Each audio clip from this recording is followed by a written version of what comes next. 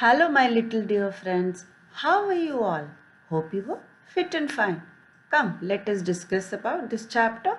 Who will do this work? Can you see these two pictures? Who are they? This man is cleaning the drain, and that small boy is picking up rags. Why they are doing this work? Are they liking this work? What do you think about that? Society में different profession के लोग रहते हैं and सारे occupations एक दूसरे से related है। कैसे? जैसे आप सोसाइटी में रहते हो तो आप बीमार हुए तो किससे ट्रीट करने चाहोगे? आप डॉक्टर्स की आपकी ज़रूरत है ना? तो सोल्जर्स क्या करते हैं? हमारे देश को प्रोटेक्ट करते हैं। उसी तरह टीचर्स हमें शिक्षा देते हैं, पुलिसमैन लॉ एंड ऑर्डर्स को मेंटेन करते हैं। उसी तरह स्वीपर्स सोसाइटी को क्लीन रखती है। ट्रैफिक पुलिस क्या करते हैं? लॉ एंड ऑर्डर्स मेंटेन करते हैं रोड में। वेजिटेबल सेलर्स वेजिटेबल्स सेल करते हैं। उसी तरह ड्रेन क्लीनर गार्बेजेस को क्लीन करते हैं ड्रेन से। तो आप देख रहे हो कि सोसाइटी में सबका अपना अपना काम है और सब एक दूसरे से इंटरकनेक्टेड है। किसी के बिना किसी का नहीं चलेगा।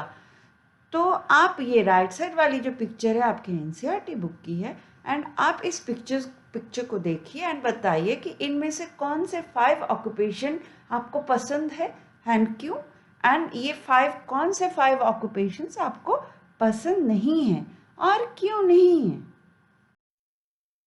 ये कुछ पिक्चर्स मैं दिखा रही हूँ जो लोग सोचते हैं कि हम ये करना चाहेंगे, हम डॉक्टर बनना चाहेंगे, हम वकील बनना चाहेंगे, हम पायलट बनना चाहेंगे, हम पुलिस बनना चाहेंगे।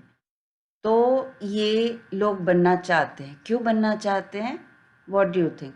बिकॉज ये बनते हैं तो लोग सोसाइटी में रेस्पेक्ट करते हैं। बट ये भी कुछ काम है जो very important for our society. These works are very important for our society.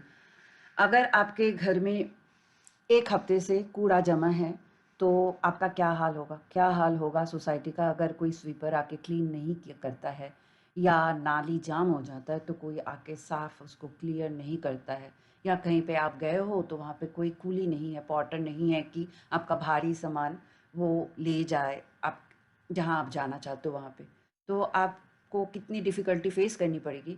आप ये इमेजिन कर सकते हो? शायद आप इमेजिन कर सकते हो। तो all the occupations are equally important. So we should respect each and every person doing any kind of work. कोई भी काम छोटा या बड़ा नहीं होता है, सबको सेम रेस्पेक्ट मिलना चाहिए, चाहे वो कैसा भी काम कर रहा हो। We should be kind to all. आप ऐसा नहीं सोचना है आपको कि डॉक्टर है तो उसको सम्मान मिलना चाहिए और ये तो कूली है, स्वीपर है, इसको नहीं मिलना चाहिए। Your attitude should not be like that. You should respect each and everyone. We should respect each and everyone because सब मिलके एक सोसाइटी बनती है। जैसे हम बीमार पड़ते हैं तो डॉक्टर की इम्पोर्टेंस है, उसी तरह अगर स्वीपर क्लीन नहीं करता है, रैक पिकर्स क्लीन करके हमारी सोसाइटी को क्लीन नहीं रखता है तो हम वैसे ही बीमार पड़ेंगे। So all the works are equally important and we should respect and be kind to all of them. ये पिक्चर देखिए और बताए कि इतनी गंदगी में घुस के नाली साफ करना या कचरा उठाना किसको पसंद होगा? पहले ज़माने में क्या होता था, लोग फादर एंड फोर फादर यही काम करते आ रहे थे। उनको एडुकेशन की कमी थी, शिक्षा की कमी थी और वो उतना फैसिलिटी भी नहीं मिलती थी उनको पढ़ाई लिखाई की, तो लोग वही काम कंटिन्यू करते थे। बट अब अभी लोगों के पास एडुकेशन है, फैसिलिटी भी मिलती है उनको, पढ़ाई लिखाई करने के बाद वो क्वालिफाइड हो जाते हैं ताकि उनको अच्छे अच्छे पोस्ट में नौकरी मिले एंड वो करते हैं, बड़ी बड़ी नौकरी करने लगे हैं। तो कौन लोग ये सब काम करते हैं अभी? जो अनएडुकेटेड है, जिनको या तो पढ़ने लिखने का मौका नहीं मिला है या जो नहीं करते हैं, जिनके पास कोई भी नौकरी करने के लिए क्वालिफिकेशन नहीं है, वही ये काम करते हैं। पुराने ज़माने में जो ये क्लीनिंग वर्क करते थे, garbage cleaning and toilet cleaning, इनको अनटचेबल बोला जाता था, हिंदी में अछूत बोला जाता था। बट इनका काम, ये जो क्लीनिंग का काम है, ये बहुत इम्पॉर्टेंट है, बिकॉज किसी सोसाइटी में अगर क्लीनिंग वर्क ना हो, स्वीपर ना हो, रैक पिकर ना हो, ड्रेन क्लीनर ना हो, तो आप इमेजिन कर सकते हो कि कितनी गंदगी फैल जाएगी चारों तरफ, और ये हमारे हेल्थ के लिए कितना प्रॉब्लमेटिक है। पुराने ज़माने में जो ये अनटचेबिलिटी की मेंटेलिटी थी, इसको हटाने के लिए Mahatma Gandhi ji, who is the father of our nation, उन्होंने काफ़ी कोशिश की थी। Gandhi ji had a friend Mahadev bhai Desai. वो उनके सन महादेव भाई देसाई के son Narayan stayed with Gandhi ji in Sabarmati Ashram, जिसकी पिक्चर आप देख रहे हो यहाँ पे।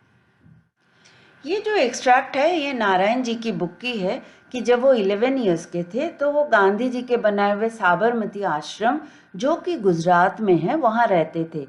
एंड उस आश्रम में जो भी रहते थे या जो भी गेस्ट आते थे, उनका सबका अलग अलग काम दिया हुआ था। एंड उनको सबको अपना टॉयलेट खुद ही साफ करना पड़ता था। नारायण जी को यह काम दिया गया था कि गेस्ट को सिखाए कि अपना टॉयलेट कैसे क्लीन किया जाए। अभी बच्चों, जब जैसे आप अपने घर में टॉयलेट देखते हो, तब पुराने ज़माने में वैसा टॉयलेट नहीं होता था। आप पिक्चर में जैसे देख पा रहे हो, टॉयलेट एक होल होता था और उसके नीचे एक बास्केट होता था। जैसे ही आप टॉयलेट करते थे, वो बास्केट को फिर कंपोस्ट पीट में खाली करके आना पड़ता था, और ये काम अनटचेबल्स लोग के सुपुर्द किया गया था कि वही ये काम करेंगे। बट गांधी जी के आश्रम में ये रूल नहीं था। जो भी टॉयलेट यूज़ करता था, उसी को खुद ही अपने हाथों से उसको खाली करके, बास्केट को खाली करके आना पड़ता था। एंड कई सारे गेस्ट इससे बचने की कोशिश करते थे। कोई तो आश्रम को छोड़ के भी चले जाते थे, उनको पसंद नहीं था कि खुद का टॉयलेट खुद साफ करे। तो कुछ सालों बाद गांधी जी वार्धा नामक एक गांव में रहने गए, जो कि महाराष्ट्र में है। वार्धा कहाँ पे है? महाराष्ट्र में है। वहाँ पे गांधी जी, महादेव भाई और कुछ लोग वहाँ के विलेजर्स के टॉयलेट साफ करते थे। तो एक दिन एक विलेजर क्या हुआ, टॉयलेट से बाहर निकाला और निकला और महादेव भाई को बताने लगे कि ये टॉयलेट बहुत गंदा है, साफ करो जल्दी से। तो बाबला को बहुत गुस्सा आया। बाबला किसका नाम है? नारायण का निक नेम है। तो उनको बहुत गुस्सा आया ये देख के, और फिर वो गांधी जी को बताने लगा कि ये विलेजर्स को ऐसा लगता है कि उनका काम नहीं है ये टॉयलेट साफ करना। हम जो उनको सिखाने की कोशिश कर रहे हैं कि सब अपना अपना काम, सबको अपना अपना काम करना चाहिए, अपना टॉयलेट खुद क्लीन करना चाहिए, उनको ये समझ में नहीं आ रहा है। उनको लगता है कि टॉयलेट यूज़ करना उनका काम है एंड साफ करना गांधी जी और उनके टीम मेंबर का काम है। तब गांधी जी ने ये बोला कि untouchability is a serious matter, lot of hard work will be required to change this. मतलब ये जो अछूत की जो मेंटेलिटी है, ये बहुत ही सीरियस समस्या है एंड काफ़ी मेहनत के बाद इसका चेंज आएगा। काफ़ी टाइम चाहिए, काफ़ी हार्ड वर्क चाहिए इसको चेंज करने के लिए।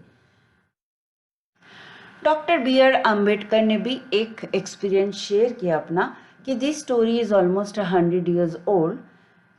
7 साल का भीम जब गोरेगांव महाराष्ट्र में अपने फादर के साथ हॉलिडे बिताने गया था, तो उसने देखा कि एक बार्बर एक बफेलो का लॉन्ग हेयर काट रहा था। तो उसको लगा कि मेरा भी हेयर बढ़ गया है, तो वो बार्बर को जाके बोला कि मेरा भी हेयर काट दो। तो बार्बर ने मना कर दिया। बार्बर ने बोला कि मेरा रेजर और मैं खुद डर्टी हो जाऊंगा तुम्हारा हेयर काटने से। तो इससे आपको पता चलता है कि लोग इन दलितों से, ये अनटचेबल लोगों से कितनी दूरी बना के रखते थे। तो लेकिन ये भीमराव अंबेडकर, जो जिनका पूरा नाम है भीमराव बाबा साहेब अंबेडकर, काफ़ी फेमस हुए। एंड फ्रीडम के बाद, इंडिया के फ्रीडम के बाद, कॉन्स्टिट्यूशन मतलब इंडिया के जो संविधान है, was prepared under the leadership of Baba Saheb. तो he served as a chairman of the drafting committee of Constitution of India. These are few important questions of this lesson. Why do people do different kind of jobs?